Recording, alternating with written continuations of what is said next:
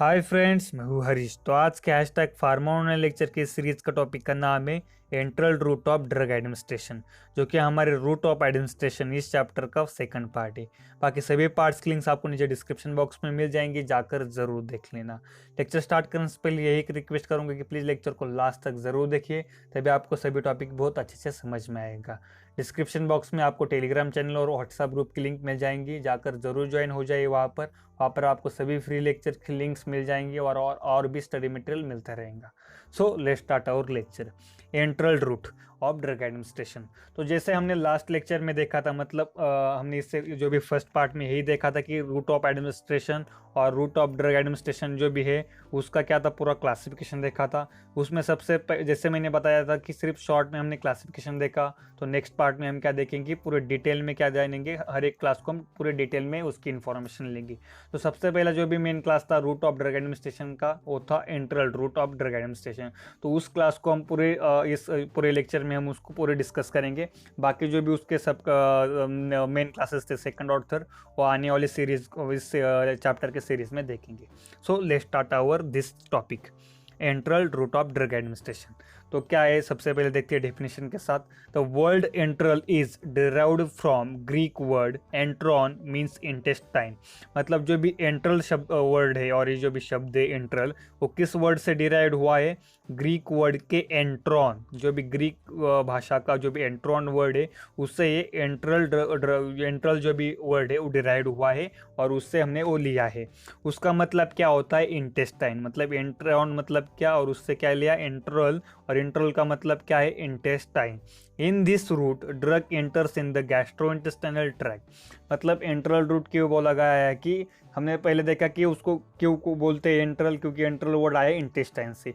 ये enteral root मतलब इस रूट से अगर हम ड्रग लेते हैं तो कहाँ पर जाता है, वो डायरेक्टली जाता है गैस्ट्रो इंटेस्टाइनल ट्रैक्ट, मतलब जीआईटी में जाता है। तो इसलिए उसको क्या कहते हैं, एंट्रल रूट।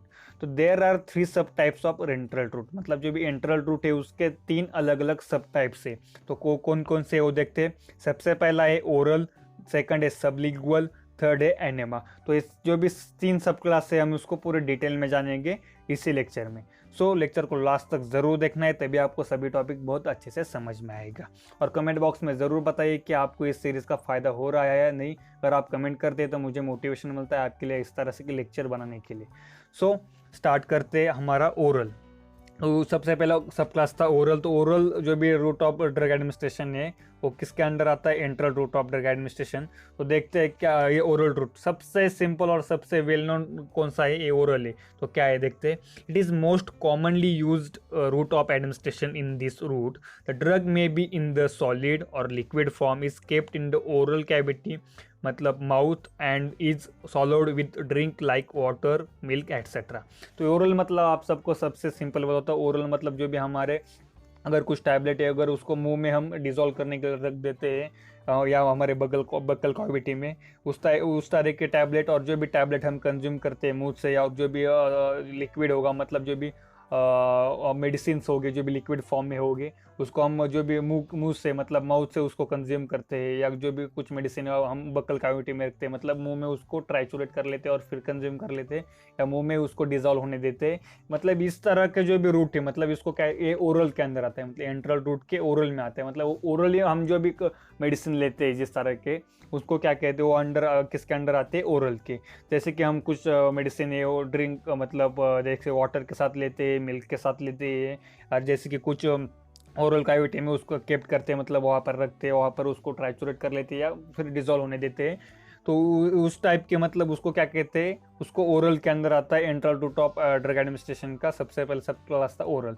तो उसके एडवांटेज देख, मतलब oral route of drug administration के हम क्या कहते हैं, एडवांटेजेस देखेंगे, मेरिट देखेंगे ओरल रूट के। It is safest route of administration, it has minimum side effect. मतलब ये सबसे सेफ रूट ऑफ एडमिनिस्ट्रेशन, मतलब जो भी हम देखते हैं, जो भी मुंह से हम मेडिसिन लेते हैं वो बहुत सेफ होती है, लेने के लिए कोई टेंशन नहीं होता, और उसके साइड इफेक्ट भी बहुत कम होते हैं। Next, it is convenient route of administration. Convenient मतलब बहुत ईजी है, टेंशन नहीं। देखो आपको कोई कोई मेडिसिन देने के लिए कहीं से बाहर से डॉक्टर को या फिजिशियन को नहीं बुलाना पड़ता, आप सिंपली कोई भी घर पे अपना मेडिसिन ले लेता है। तो बहुत कन्वीनियंट है, बहुत सिंपली उसको एडमिनिस्टर कर सकते हैं, उसको कंज्यूम कर सकते हैं। इट इज़ इकोनॉमिकल मतलब सिंपल है, वो बहुत ज़्यादा महंगे नहीं होते oral route of drug administration as compare to other. तो fourth, self medication can possible. जैसे मैंने बोला कि आप किसी डॉक्टर को या किसी के प्रोफेशनल ट्रेन पर्सन को नहीं बुलाना पड़ता कि जाओ मुझे मुझे टैबलेट खिलाओ या कुछ कोई मेडिसिन है उसको मुझे खिला दो, आप लोग आओ, या किसी को 10,000 लेकर बुलाया कि मुझे आज उसने क्या क्या टैबलेट खिला दी। मतलब इस तरह का नहीं होता। क्या अपने आप उसको क्या कर सकते हैं, कोई भी सेल्फ मेडिकेशन कर सकता है। मतलब उसको जैसे कोई इंजेक्शन देना पड़ेगा तो डॉक्टर को बुलाना पड़ता है या कोई ट्रेन पर्सन को बुलाना पड़ता है। उस तरह से मतलब अगर किसी भी मेडिसिन को अगर हम टैबलेट को लेना है, मेडिसिन को हमें कंज्यूम करना है ओरली, वहाँ पर किसी डॉक्टर को नहीं बुलाना पड़ता। तो ये क्या है, सेल्फ मेडिकेशन, मतलब हम खुद उसको कंज्यूम कर सकते हैं। तो फिफ्थ पॉइंट देखो, the drug administration by this route doesn't required any complicated process like sterilization. मतलब इस रूट से अगर हमें मेडिसिन कंज्यूम करना है तो कोई स्टरिलाइजेशन वगैरह करने की बहुत ज़्यादा कॉम्प्लिकेटेड प्रोसेस की ज़रूरत नहीं होती। मतलब देखो अगर हम इंजेक्शन ले रहे हैं तो जो भी नीडल्स हो गए वो सब कुछ स्टराइल होनी चाहिए, उसके बहुत सारे मतलब जो भी स्टेरिलिटी वगैरह उसको हमें फॉलो करना पड़ता है। देखो अगर टैबलेट लेनी है तो वहाँ पर कोई हमें स्टेरिलाइजेशन जैसे कॉम्प्लिकेशन प्रोसेस नहीं होती है, तो बहुत सिंपल होता है। ये रहे एडवांटेजेस। तो ओरल रूट के हमने एडवांटेजेस देखे, उसके साथ साथ हर चीज़ को अच्छी साइड होती है, उसी के साथ साथ बुरी साइड, मतलब एडवांटेजेस होते हैं तो उसके साथ डिसएडवांटेज भी होते हैं। तो डिमेरिट्स देखते हैं ओरल रूट के, मतलब जो भी डिसएडवांटेज होगी वो। तो onset of action is slow. देखो अगर ऑनसेट ऑफ एक्शन देखें तो अगर किसी अगर हम मेडिसिन को टैबलेट को ले लेते हैं तो उसकी जो भी एक्शन होती है बहुत स्लो होती है, क्योंकि मेडिसिन को अंदर जाना, डिजोल्व होना, फिर एब्सॉर्ब होना, फिर वो एक्शन दिखाती। तो इसमें बहुत सारा मतलब एब्सॉर्ब होना है उसको ब्लड में, फिर जाना है उस पर्टिकुलर साइट पर जाकर फिर उसके एक्शन दिखानी। तो इससे क्या होता है, मतलब जो भी टैबलेट है उसको बहुत मतलब टैबलेट होगा, और जो भी ओरली हम ड्रग लेते हैं उसको ऑनसेट ऑफ एक्शन बहुत स्लो होती है, ज़्यादा वक्त लगता है। मतलब आपने कभी देखा होगा अगर आपका सर दर्द कर रहा है तो आपने मेडिसिन ले ली ओरली, तो आपका कुछ 5 मिनट में 1 मिनट में नहीं हो जाएगा, मतलब 1 मिनट में तो थोड़े आप ठीक हो जाएंगे। उसको डिजोल्व होने देना पड़ेगा, उसमें बहुत लंबी प्रोसेस, मतलब 1 घंटा 2 घंटा जा सकता है एज कम्पेयर टू, मतलब उस मेडिसिन पे डिपेंड है। वैसे तो अभी एडवांस मेथड आ गए मेडिसिन को, तो थोड़ा जो भी वक्त था वो बहुत कम हो रहा है डे बाय डे रिसर्च की वजह से। तो सेकंड है, this route cannot be used for unconscious and uncooperative patient. मतलब देखो अनकॉन्शियस, देखो कोई कोमा में है, या जो भी कोई मतलब वो अपने कोमा में वो अपने आप मेडिसिन ले पाता, या कोई कोऑपरेटिव नहीं, मतलब कोई देखो बच्चे लेते नहीं मेडिसिन, या कोई पागल है जो भी मेडिसिन लेने से बहुत मना कर रहा है, तो मतलब जो कोऑपरेट नहीं कर ले वो, और जो भी अनकॉन्शियस मतलब जिनकी कॉन्शियस नहीं हो, देखो जैसे कि कोमा में होते वो लोग, या देखो कोई मतलब हाँ इस तरह के, मतलब जो कोमा में होते वही अनकॉन्शियस, और जो भी मतलब अगर उस तरह के जो भी पेशेंट्स होते हैं या जो कोऑपरेटिव नहीं करते, मतलब जैसे मेंटली वो स्टेबल नहीं है उस तरह के, और अगर बच्चे देखेंगे उन लोगों को इस तरह से मतलब ओरली मेडिसिन देना मुश्किल होता है, इसलिए क्या उनके लिए मतलब कन्वीनियंट नहीं है, उनके लिए बहुत प्रॉब्लमेटिक है, उनके लिए यूज़ भी नहीं कर पाते हम।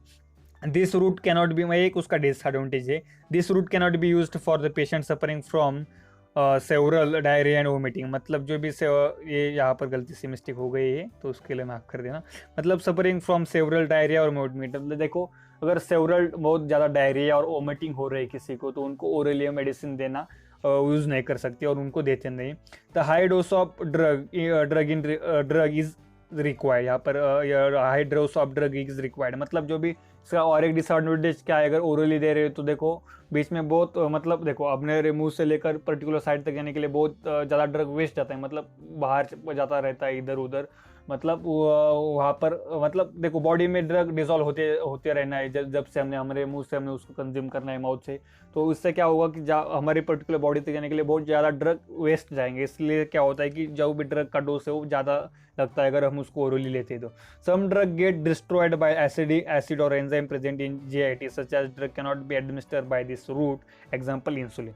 मतलब देखो जो भी कुछ ड्रग्स होते हैं अगर हमने उसको ओरली कंज्यूम कर लिया तो हमारे जब भी वो स्टमच में जाते हैं तो वहाँ पर एसिड कंडीशन होती है, एंजाइम प्रेजेंट होते हैं, उसके एक्शन उस ड्रग पर हो जाते हैं और वो ड्रग डिस्ट्रॉय हो जाते हैं। कुछ ड्रग, सभी ड्रग की बात नहीं कर रहा हूँ। जैसे कि इंसुलिन है, हम इंसुलिन को ओरली एडमिनिस्टर नहीं कर पाते, क्योंकि अगर इंसुलिन हमारे बॉडी में, स्टमक्स में चल जाता है तो जो भी एंजाइम्स और एसिड्स होते हैं वो अटैक कर लेते हैं इंसुलिन पर और डिस्ट्रॉय कर देते हैं इंसुलिन को, जिससे क्या होता है कि इंसुलिन की एक्टिविटी बंद वहाँ पर स्टॉप हो जाती है और जिसका जो भी हमें उसका फ़ायदा होना चाहिए इंसुलिन लेने के बाद वो नहीं हो पाता। इसलिए उसको हम ओरली यूज़ नहीं कर पाते इंसुलिन जैसे ड्रग को। Some drugs form an inactive complex with the food present in the GIT, like tetracycline. मतलब कोई ड्रग जो भी होते हैं हमारे स्टमच में, अगर कुछ फूड है तो उसके और उसकी इंस्ट्रक्शन हो जाती है, मतलब दोनों के इंट्रैक्शन के वजह से क्या होता है, उस ड्रग के एक्शन ब्लॉक हो जाते हैं। मतलब देखो टेट्रासाइक्लिन का सबसे फेमस एग्जांपल है, अगर आपने मिल्क लिया है या मिल्क के साथ अगर टेट्रासाइक्लिन लेते हैं तो इससे क्या होता है कि ये क्या होता है, जो भी टेट्रासाइक्लिन है वो मिल्क की वजह से उसकी जो भी एक्टिविटी, मतलब मिल्क में कैल्शियम होता है, कैल्शियम की वजह से टेट्रासाइक्लिन जो भी एक्टिविटी वो ब्लॉक हो जाती है और टेट्रासाइक्लिन अगर हमने लिया है तो उसका फ़ायदा हमें नहीं हो पाता। मतलब इस तरह का बॉडी में अगर हमारे मिल्क है और हम टेट्रासाइक्लिन कंज्यूम कर लेते तो इसका फ़ायदा नहीं हो पाएगा। इस तरह के जो भी बहुत सारे अलग अलग ब्लॉक, मतलब फूड और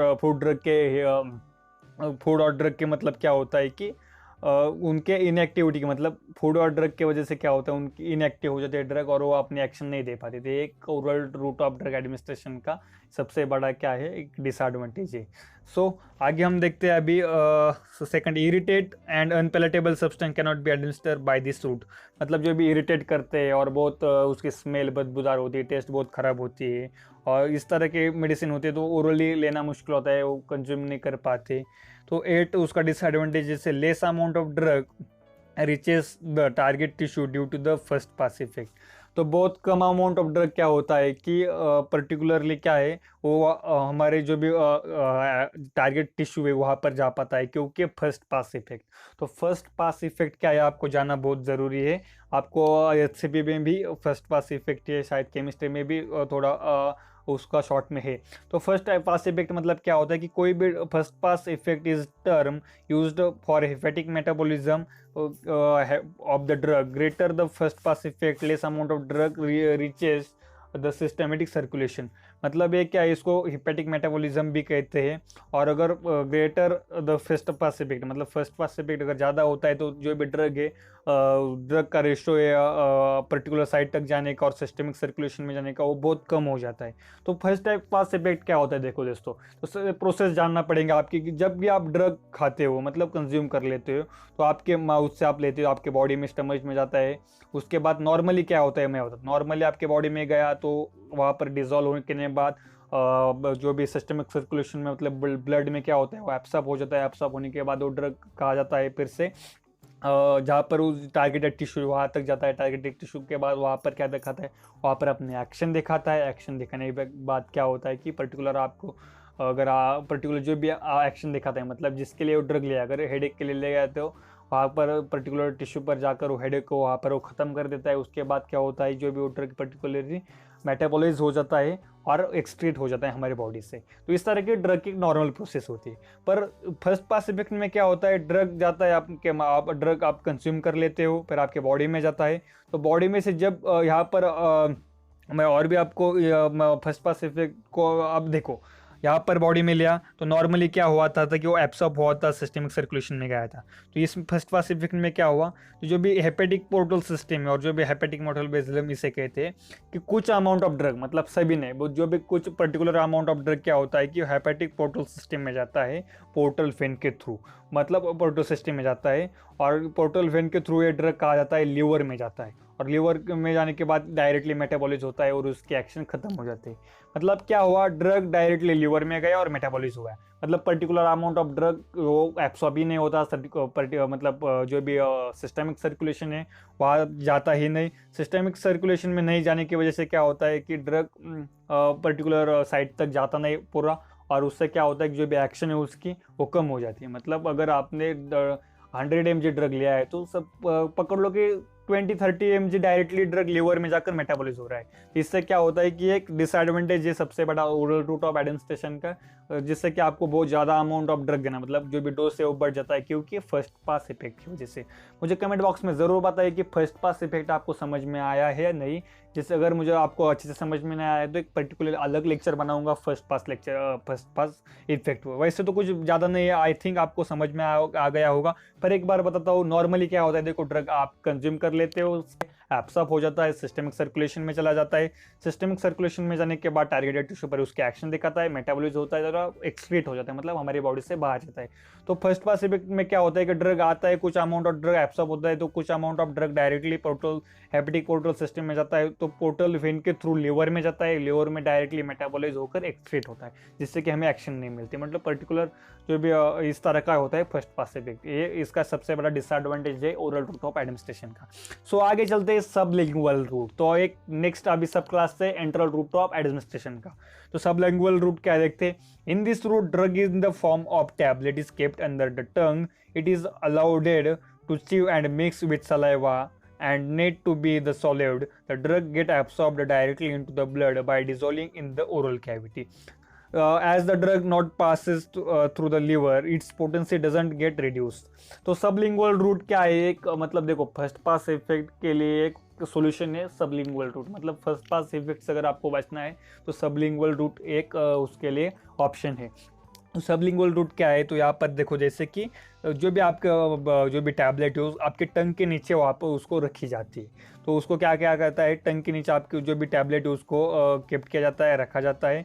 और क्या करता है, उसको च्यू भी कर सकते हैं और उसको मिक्स भी कर सकते हैं सलाइवा के साथ। च्यू कर सकते हैं, मिक्स कर सकते हैं, वहाँ पर आपको स्वेलो कर सकते हैं। मतलब अगर उसको मिक्स करेंगे, च्यू करेंगे और बाद में उसको पूरा सलाइवा में डायरेक्टली डिजॉल्व होके वो एब्सॉर्ब कर लेंगे। मतलब सलाइवा में वो डिजॉल्व होने के बाद डायरेक्टली वो क्या जाएगा, ब्लड सर्कुलेशन में वो जाएंगे। मतलब इससे क्या होगा कि आपको स्टमच में जाने के बाद जो भी फर्स्ट पास इफेक्ट है वो वहाँ से बच जाएंगे। मतलब जहाँ पर जैसे बताया कि जो भी इस रूट की वजह से क्या है कि वो फर्स्ट पास लिवर में नहीं जाता है और उसकी जो भी पोटेंसी है वो कम नहीं होती। मतलब फर्स्ट पास इफेक्ट से मतलब फर्स्ट पास इफेक्ट के क्या होता था कि अगर ड्रग लेते हैं तो बहुत कम ज़्यादा ड्रग लेना पड़ता था कम अमाउंट ऑफ इफेक्ट के लिए, क्योंकि वहाँ पर ड्रग फर्स्ट पास इफेक्ट की वजह से जो भी उसकी पोटेंसी कम हो जाती थी, इसलिए ज़्यादा ड्रग लेना पड़ता था। पर सबलिंगुअल रूट में क्या होता है कि आप जो भी यहाँ पर सबलिंगुअल लिखा है बकल कैविटी का, आपको सिर्फ इन्फॉर्मेशन के लिए लगाया है यहाँ पर इमेज। तो सबलिंगुअल रूट में आप आपके जो भी टंग है उसके नीचे क्या करेंगे, उसको केप्ट करेंगे, फिर उसको च्यू कर सकते हैं। आपने देखा होगा बहुत सारी मेडिसिन आपने लिए होंगे, तो जब आप उसको च्यू करेंगे तो आपके सलाइवा में वो डायरेक्टली ड्रग वहाँ पर ही मिक्स हो जाएगा और डायरेक्टली ब्लड सर्कुलेशन में चला जाएगा, जिससे कि फर्स्ट पास इफेक्ट भी जाता है। तो सबलिंगुअल रूट मतलब सिंपल जो भी टैबलेट होगी आपके टंग के नीचे आपको रखना है। उसके एग्जांपल है nitroglycerine tablet used for treatment of angina pectoris. मतलब जो भी नाइट्रोग्लिसरीन टैबलेट होती है वो एंजाइनोपेक्टोरिस के ट्रीटमेंट में हम यूज करते हैं। Next ephedrine hydrochloride tablet used in the treatment of asthma. तो इफेड्रिन हाइड्रोक्लोराइड टैबलेट जो भी है उसको हम अस्थमा के ट्रीटमेंट के लिए यूज करते हैं। एक अच्छी बात है कि देखो, अस्थमा पेशेंट को अगर अस्थमा का कोई अटैक आ जाता है, मतलब कोई प्रॉब्लम होता है, तो आप उस तरह की टैबलेट इमरजेंसी में यूज कर सकते हैं। तो देखते हैं उसके advantages of the sublingual route, advantages और मेरिट। तो रैपिड ऑनसेट ऑफ एक्शन, जो भी एज कम्पेयर टू ओरल से ज़्यादा जल्दी उसकी एक्शन होती है सबलिंगुअल रूट से। अगर कोई मेडिसिन लेते हैं तो उसका सबसे बड़ा एडवांटेज है। सेकंड है, this route can be preferred in the emergency like angina attack. जैसे मैंने आपको बोला कि अगर इमरजेंसी कंडीशन हो, एंजाइनोपेक्टोरिस जैसे उसका अटैक आता है, तो इस तरह के मेडिसिन प्रेफर किए जा सकते हैं इमरजेंसी कंडीशन में। ये इसका और एक एडवांटेज है। As the drug directly enter in the blood circulation, there is no degradation of the drug in the GIT and the liver। जैसे मैंने बोला था फर्स्ट पास इफेक्ट से बच सकते हैं, और उसके साथ जो भी आपके स्टमच में ड्रग का डिग्रेडेशन होता है उससे भी बच सकते हैं। मतलब ड्रग डायरेक्टली ब्लड सर्कुलेशन में जाएगा आपके माउथ से, तो जिससे क्या होगा, फर्स्ट पास इफेक्ट मतलब लीवर में जाने से भी बचेगा, और जो भी डिग्रेडेशन होता है GIT में अदर एंजाइम की वजह से उससे भी बच सकता है। एक उसका एडवांटेजेस है। Fourth, drug the adverse effect of the drug can be prevented by simply spitting out the tablet। मतलब क्या, अगर उसके कोई एडवर्स ड्रग इफेक्ट आपको दिखने लगे तो ज़्यादा कुछ टेंशन लेने की जरूरत नहीं, आपको डायरेक्ट उसको थूक सकते हैं। उस मेडिसिन को अपने मुंह में ही तो होती है, तो उससे क्या करेंगे, आप डायरेक्टली उसको स्प्लिट कर देंगे और अपने मुंह से बाहर निकाल देंगे। तो एक सिंपल चीज़ ये एक एडवांटेजेस है। जैसे अगर टैबलेट खा लेती तो बाद में कोई प्रॉब्लम लेगा उस टैबलेट को हम बाहर नहीं निकाल सकते। पर अगर जैसे कि सबलिंगुअल रूट में आपके अगर टंग के नीचे टैबलेट एक कोई साइड इफेक्ट दिखा तो आप डायरेक्ट उसको थूक सकते हैं, आप अपने मुंह से उसको बाहर निकाल सकते हैं। तो उसके बहुत कम है डिसएडवांटेज, जैसे सबसे सिंपल और एक ही उसका डिसएडवांटेज यही है कि this route is not convenient for the drug which required in large dosage. पर जो भी सबलिंगुअल रूट है, देखो कि लार्ज अमाउंट में अगर ड्रग आपको कंज्यूम करना है तो आप इस रूट से ड्रग को इस रूट से आप उसको कंज्यूम नहीं कर सकते, क्योंकि आप आपके टंग के नीचे कितने टैबलेट रख सकते हैं और कितनी बार देर तक रखेंगे। इसलिए अगर लार्ज अमाउंट में अगर आपको ड्रग कंज्यूम करना है तो sublingual route is not convenient, ये इजी नहीं होगा और उसके लिए कन्वीनियंट भी नहीं है। तो आगे देखते हैं थर्ड और last sub class of the enteral route of drug administration, enema और एनेमाटा। तो एनेमा एक क्या है, देखो simply the administration of liquid medicament into rectum is known as enema. तो देखो शर्माओ मत, इस जो भी एनेमा इसके बारे में बहुत सारे लोगों को पता नहीं होता, पर अच्छी तरह से देखो कि क्या होता है एनेमा सिस्टम। बहुत सिंपल है, एडमिनिस्ट्रेशन ऑफ लिक्विड मेडिका मतलब जो भी लिक्विड मेडिकामेंट होता है उसको रेक्टम में उसको क्या करना है, एडमिनिस्ट्रेशन करना है, उसको क्या कहते हैं, enema. The drug which cannot be given orally, मतलब बहुत सारे ड्रग है उसको हम ओरली नहीं दे सकते, may be administer by this route. तो इसलिए क्या करते हैं उसको इस एनिमल रूट से उसको एडमिनिस्टर करते हैं। The rectal route rectum has a rich blood supply which useful for better absorption of drug. तो ये भी रेक्टम रूट होता है, वहाँ पर क्या होता है कि सबसे ज़्यादा ब्लड सर्कुलेशन होता है और वहाँ पर ब्लड सप्लाई होता है, जिससे क्या होता है कि ड्रग बहुत अच्छी तरह से एब्सॉर्ब हो जाता है। तो देखो इस तरह से मतलब टैबलेट को आपके रेक्टल रूट में प्लेस किया जाता है, वहाँ से वो टैबलेट और जो भी आपका मेडिसिन होगा वो डायरेक्टली वहाँ से एब्सॉर्ब हो जाता है। तो ये है एनएमआर रूट। तो जो भी उसके टाइप से भी है डिपेंडिंग ऑन सिस्टेमिक और लोकल यूज़। तो देखते हैं कौन कौन से टाइप से। सबसे पहला है evacuant enema for local use और सेकंड टाइप है retention enema for systemic use. तो सबसे पहले हम देखेंगे कि इवैक्यूएंट एनेमा क्या है। This type of enema is used for removing the faecal matter, मतलब आपके बॉडी में जो भी फिकल मैटर होता है एंड द फ्लक्चुएशन, मतलब क्या है, सॉरी फ्लक्चुएशन मतलब क्या होता है कि देखो जो भी आपका बॉडी में फिकल मैटर होता है, जो भी वेस्ट प्रोडक्ट होता है, उसको अगर आपके बॉडी से रिमूव कभी अगर बहुत जाम हो जाता है आपकी बॉडी में और बाउल में, तो उसको रिमूव करने के लिए एनेमा का यूज़ किया जाता है। मतलब उसको बाहर करने के लिए आपकी जो भी फिकल मैटर है आपके बॉडी में उसको निकालने के लिए एनेमा का इवैक्यूएट एनेमा का यूज़ किया जाता है। The amount of fluid administer at time, मतलब उस टाइम के लिए कितना फ्लूइड आप एडमिनिस्टर करते हैं, 600 ml। This type of enema useful for before surgery surgical operation, delivery, for investigation of JIT for before x ray में। देखो इवैक्यूएंट एनेमा क्यों यूज़ किया जाएगा कि अगर आपके बॉडी में कुछ मटेरियल है वैसे ही है, पूरा साफ तो नहीं होता, कभी कुछ ना कुछ मटेरियल तो आपके बॉडी में रहेगा ही। तो उस अगर आपको डिलीवरी का समय है या कुछ सर्जिकल ऑपरेशन करना है या कुछ इन्वेस्टिगेशन करना है, गैस्ट्रोइंटेस्टाइनल ट्रैक्ट का, JIT का एक्सरे करना है, तो उस टाइम आपकी बॉडी पूरी साफ होनी चाहिए। इसलिए क्या करते हैं, इस इवैक्यूएंट एनेमा का यूज़ कर उस आपकी बॉडी को जो भी फिकल मैटर है उसको निकाल दिया जाता है, इस प्रोसेस में यूज़ करते हैं।